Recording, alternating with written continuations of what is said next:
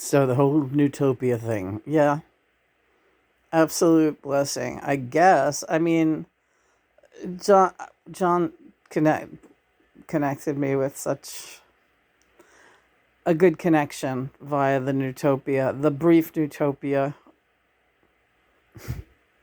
adventure we had today.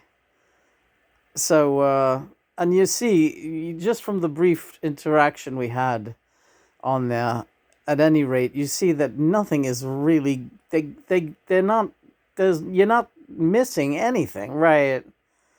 These people are very bored, and here's the thing: we did when we were looking at Nutopia. I love you, honey. I love you too. Thank you for hooking me up. And Sam Kennison, hi, happy anniversary. Yesterday was the 34th anniversary. Sam crossed over.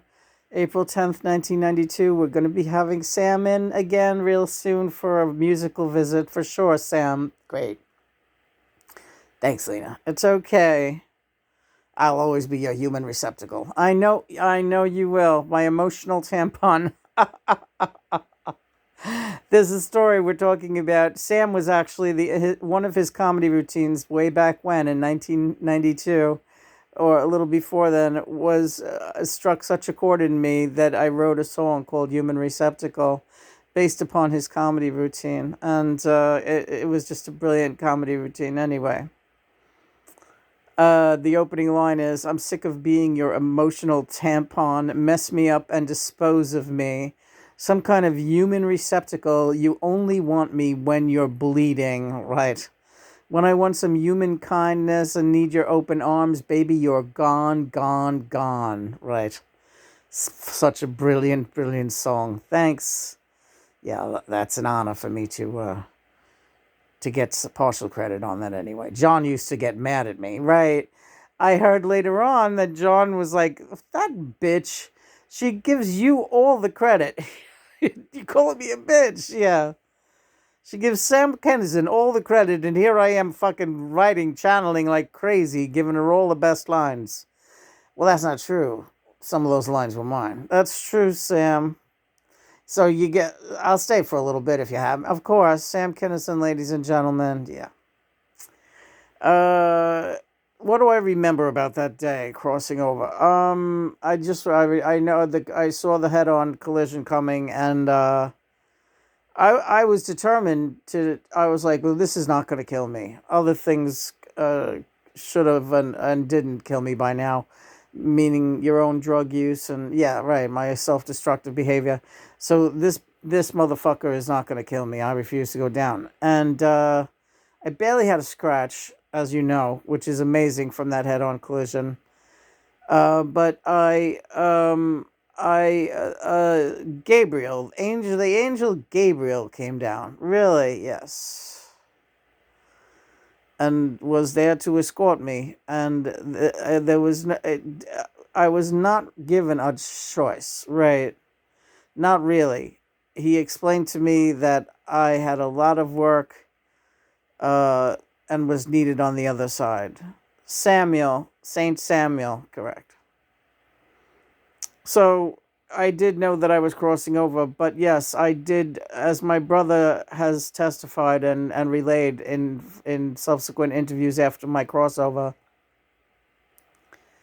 I was saying I don't want to die just now. I had just gotten married. I was thrilled to be married to my wife Malika. We were only married 6 days. Um, I felt that I was doing a good job staying sober, and that the best years of my career were uh, possibly ahead of me. And I was hoping maybe we could have a child or two. And so I did initially say, no, this, I can't be going now. But then when the big picture is shown to you, once you're at that place, there really, you know what it is that you need to do. So all I can say is it was my time. And you were only 33 years old. Yes, that's right.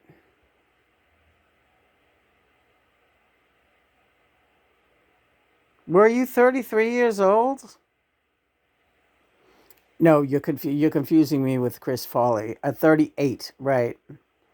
I was 38 because Chris Farley is here right now. Hi, Chris. Yeah.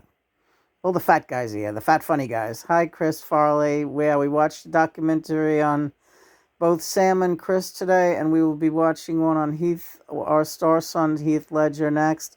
Chris, you're very funny, and we love you so much too. Uh, and do you want to talk about when you crossed over? You were alone. They found you, as they said, on a linoleum floor. My heart burst. Did you know what was happening? No. Did you feel any pain? I'm interested for personal reasons. I always felt like a ticking time bomb, and I always felt like I was pushing my body to its utter limits, and I did do that. And at the time that I crossed over, relief. Relief, yeah. There was a sense of whoosh, leaving all this weight behind. Okay, I gotta go. Off I go. I was a struggling addict and not a jolly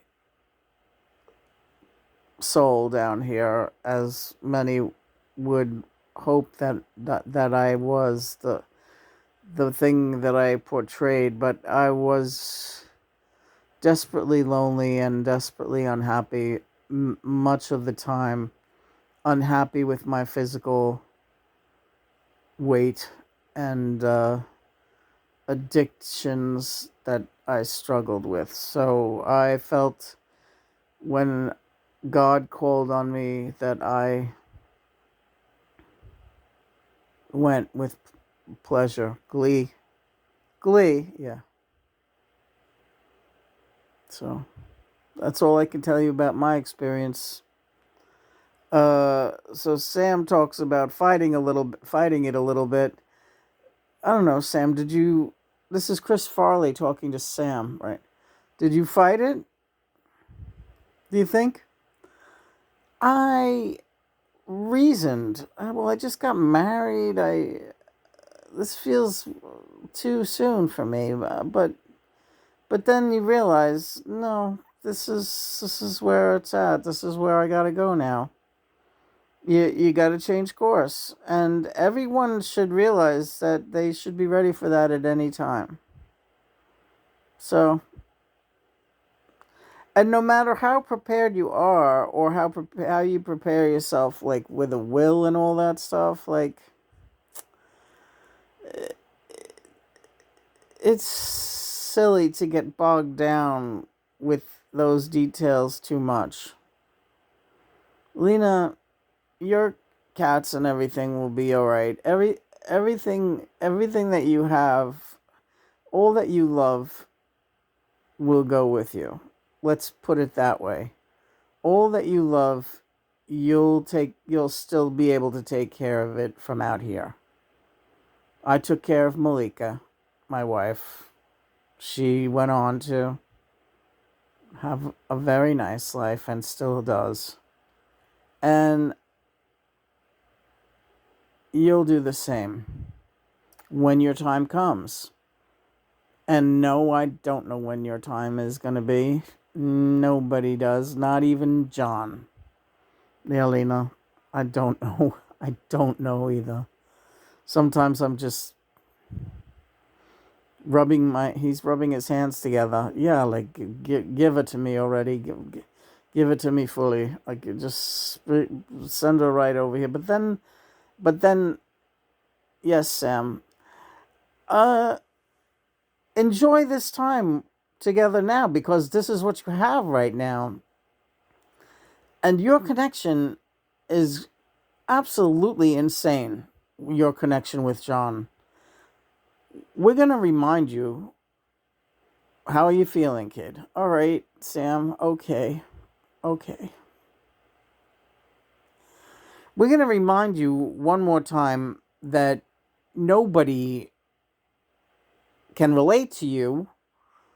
You know, you can take those dopey Nutopians for one thing, but any ordinary Beatle fan, nobody's going to relate to you. So don't be disappointed for lack of relation down here. You have something that is profoundly singular. Enjoy it with him. And fuck these motherfuckers. Right? Yeah, you're right. You know, John brought you over there to make a couple of connections today, and the right people who needed to see the posts saw them before you left Nutopia. Because guess what? You're in Nutopia. They're in some crazy little online forum where they're all bored and nobody can even bring it to admit how bored they were. Right? Can I just? Of course. You just talk away, Lena. Everybody wants to hear what you have to say. All right. When we first went into Nutopia, we noticed that nobody had posted in like ages. First of all, it's not a really active community. It's a very stagnant community. And I said, this is a drag. Yeah. Nothing interesting. People are not even really relating to each other at all. They just have this like stupid chatter about certain memorabilia or like scenes from the movie Help or dopey artwork again with these pictures of John and Paul having sex together or whatever. I don't know. I didn't really see much, but they do. A lot of them draw these stupid cartoons of the boys being very, romantic with each other, and I'm like, this is just more of the same crap. And these people all seem bored shitless, right? Yeah, you don't have anything in common with them. Stop looking for people who are going to relate to what you're going through. They can't wrap their heads around it, and they never will. Right, right. But in the meantime, you showed your face, and you know what? You can go back on there too because you have several email addresses. And like John said, you can go back up there completely anonymously if you want to. Do you want to do that, Lena? And you said, no fucking way. Right. Yeah, why would I want to go there? There's the most boring fucking. So, but it's so funny because when I scrolled quickly through some of their early posts, these people on there, like, and they're all saying, wonderful things are going to happen to us now because we're here in Nutopia. Life is going to become so amazing. I can feel it. I can feel it. They were that hopeful about this stupid forum that is created just for them to just sit around and say, we're in Nutopia. And then it's like they sat in that little thing waiting for their lives to change and get better. And now they're all just bored and kind of pissed off and not what. So actually, like John said, us showing up there this morning was the most exciting thing that has happened to them in ages. And now they can be all excited because, they think that, they kicked me out of somewhere where I want to be. I don't want to be there, right? Exactly. I'm like a double agent for John. I'm like a double agent for John, and this is how we infiltrate these different forums and just make ourselves known. Because predictably, right after we did that, we checked the blog and I've got a shitload more traffic again today on the blog and on YouTube. So I attribute that to yet another group of people, this time the Nutopians, who have not really known about, but I think you're pretty well known. The name Lena is the name nobody wants to speak. Right, and that's like another thing that's very telling. Like if I'm such a taboo thing and nobody wants to talk about me, I'm hitting a chord with them. It makes them uncomfortable, and it speaks volumes.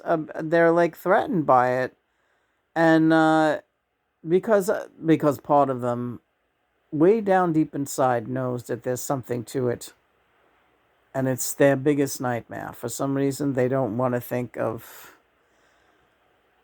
me as a spirit coming through a human channel who happens to be my female counterpart, right? Which is me, Lena. Yeah. So that all being said, we'll again, Sam, and Chris Farley, when we come back tomorrow, pick out some songs. I have a few in mind, but we'll go down the list with you, and we'll definitely plan a great jam, and it'll be fun. All right, that sounds great, Sam and Chris Farley. Thanks for showing up. Heath Ledger, hello, darling. Yes, we're gonna watch your documentary next. Heath Ledger. Do you want to say a couple of words about crossing over? I was similar to Sam. And I could feel something happening. I could feel I was an addict. Again, we're all addicts. So, hi, Mom. Hi, Heath. Heath is one of our star children, just like Kurt, just like Ryan, just like Nell, just like Jules and Sean. He's a star boy of ours. So, and his wife, Michelle. My moon pie. And my, she squeezed my hand. Little Matilda, she's a big girl now. Their beautiful daughter is like my star granddaughter. Anyway, Heath Ledger, what did you want to say about crossing over? I didn't want to leave my daughter, and I bargained a bit. Not bargained, but same like Sam. Like, are you sure? Like, you don't really question it. You you look where you're going, and you look and you know you're almost home at that in between stage of crossing over, and ultimately, um, it's so beautiful, and the pull of going home is very powerful.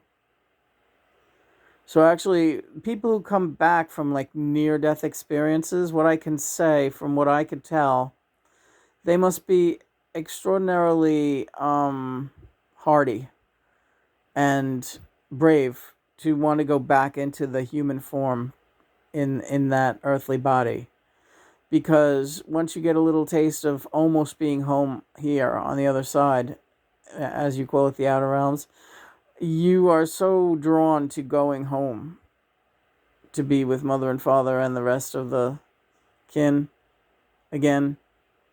And the human condition is so often very ugly and very cruel and difficult. So those who go back into their earthly body from near death experiences, they should really be commended in a big way. And in fact, over here they are recognized and commended. They're like all-star athletes, deciding to stay on the earth for a little bit longer after getting a view of our beautiful ultimate home in the outer realms. So, Lena, yes, Heath, please don't fear. Physical discomfort, it comes and goes. Ultimately, you don't have to fear anything. Don't let it mar what life you have left down here. Enjoy your time with Christopher and your animal family. Now, knowing that John is right there, helping you, holding you every step of the way. And when it's time for you to come back here with us, he's going to be carrying you here. And he's never going to let you go. Because he hasn't let you go yet. And I pity the fool who would make him try.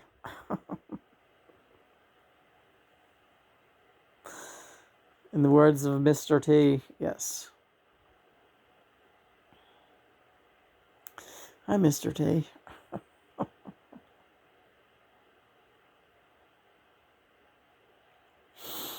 Well, I'm a little bit overwhelmed now. I'm getting a lot of feelings from everyone. This is indeed Nutopia, where I am.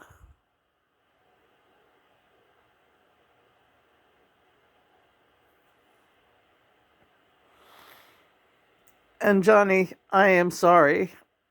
Please forgive me if I ever seem to take it for granted or not appreciate it. I'm so sorry. It's okay. You never do that. You'd never do that. It's okay to get weary. God knows. I understand. There was another point I wanted to make about Nutopia, but I forget already because I'm getting all weepy too. All right. Well, we'll think of it tomorrow, but let's sign off for now and get ready to tuck in. Tuck in? Yeah. Yeah. You've done a great job today, Nina. Really? I don't feel like I did much of anything. Trust you, John. I love my John and trust my John. That's right. Praise be God and Mother. Mom and Dad, I haven't spoken to you in a while. We hear you. Yes, but mostly I'm praying and asking for help. That's okay. We like that. We like helping you. How can we help you if you don't ask?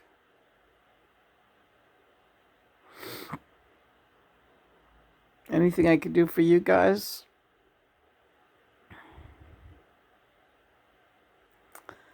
I'll click the animal page again. Okay, I'll do that right now. Everybody get over to the animal rescue page and give a couple of clicks today, would you people? Yeah. If you do nothing else.